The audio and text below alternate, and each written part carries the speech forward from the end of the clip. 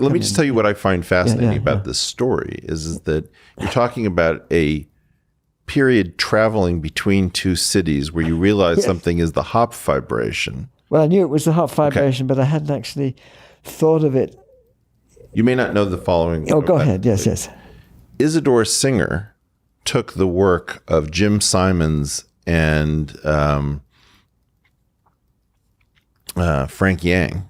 Oh, really? Yang. Yeah. And on the trip to Oxford, where you and Michael were, yes, he said, "Oh my God, this is the quaternionic rather than the complex Hopf vibration." He said it was the instant when he realized that the self-dual instanton equations were going to be a revolution, and so it was the exact moment of the relationship to something as non-trivial, in his case, as the quaternionic rather than the complex Hopf vibration. Yeah. So this is almost an exact parallel between two stories because I've never heard yours before. I see. That's very interesting. It also has direct relevance. Direct. Yes, because when you, I think as we were just saying, because you think of the vector space for which the complex 3 space is, and of course that's 4 complex dimensions, and then that means 8 real dimensions. Well, and this is...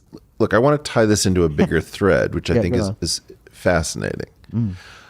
I am not a devotee of string theory, nor am I of loop quantum gravity. I think that most of what has been said about supersymmetry has been overbearing and wrong. I completely agree with all those things you're saying. And I think that the intellectual carnage from these adventures in political economy or public relations or whatever you want to call it are not being borne by the people who benefited from them, but by those who have to clean up after them. Something to be said for that. Okay. Well, you don't have to say it. I can say it because I'm not inside of the university system. Yeah, no, you have. Now, what I would claim is that while these people, I think, did a tremendous disservice for all of us, taking what I consider to be our most accomplished intellectual community in the history of academics, theoretical physics, it is not the case that these people did nothing for 45 plus years, but what they did do has never been told properly. So I claimed to you at dinner the other night, like if you just look at the role of curvature in our understanding of not only general relativity, where it's been for over 100 years, but now in particle theory.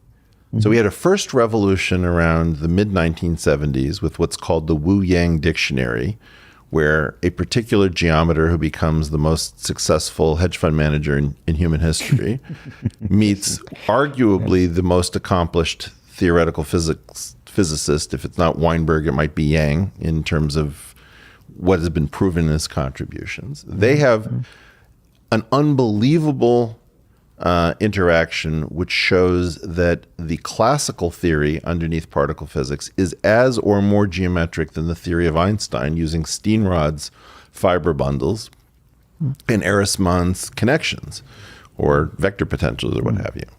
Then you have a second revolution, again involving, so that was the first one that Singer takes from Stony Brook to Oxford. Okay. Yes, that's interesting. You have another one, which is the geometric quantization revolution with your colleague Nick Woodhouse writing the Bible there. Yes. In which Heisenberg's uncertainty relations strangely come out of curvature rather than there just being some sort of weird bundle curve. You're looking at connection in the bundle. Well, that there's this thing called the pre-quantum line bundle, where line is against one of these planes, so the terminology is all screwed up. Yes. Nevertheless, the key point is that what we had previously treated as the annoyance of the Heisenberg uncertainty principle became the beauty of a geometric quantum. So now you had the underlying classical theory is geometric. The underlying quantum theory is now geometric. And then again, with your English group, particularly Graham Siegel is a real hero with Michael Atiyah pointing the way. Sure.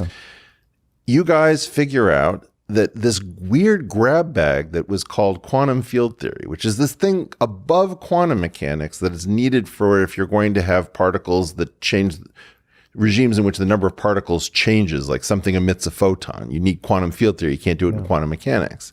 Yeah. So that world was a grab bag that made absolutely no effing sense pedagogically to anybody coming from outside of the discipline. And what they taught us, and this is coming from the 1980s on, is that quantum field theory would have been discovered by topologists and geometers, even if the physical world had never used it, because it was actually a naturally occurring augmentation of what's called Bordism theory, which is an enhancement of what you previously referred to as cohomology. So these are three separate revolutions with people that almost nobody's ever heard of, like Luis Alvarez Gaume, and Dan Quillen, who I think is the world's greatest accidental quantum field theorist. For some reason, the physics community is still telling us stories about entanglement and about multiverses and many worlds. And this actual thing that happened, which is as gorgeous as anything I've ever seen, has been a revolution that's been plowing through mathematics and physics, is covered up because they want to tell a story about quantum gravity, which just doesn't hang together. What the F? Yeah, well, I think... First of all, am I wildly off? No, I don't think you are, you see. A lot of these things I wish I knew more about, you see. For example, Quillen theory and so on, which life is too short.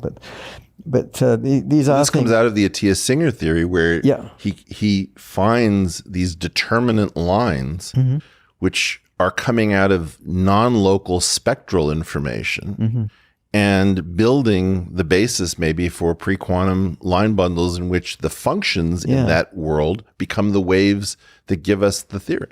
I think the trouble here, you see, mathematics is full of all sorts of beautiful, deep theory, and most of mathematics as it exists now, in the sense of what's written in journals and so on, has almost no bearing on the physical world. Now, you see, I feel totally convinced, and I think you're expressing something similar, that if you find the right route through this stuff, you will really find the key to what we're seeing in the physical world. Now, we've found many such keys, and general relativity to the Lorentzian version of Riemannian. Semi-Riemannian or pseudo-Riemannian. Yes, pseudo-Riemannian geometry. So that's picked up a beautiful area of mathematics and turned it into physics, and then in reverse has given a lot back to mathematics, and also with quantum theory, clearly, and quantum field theory. But I think there are things that are hiding there, which are very beautiful mathematics and which will reveal themselves as important in the physics. We haven't got to it.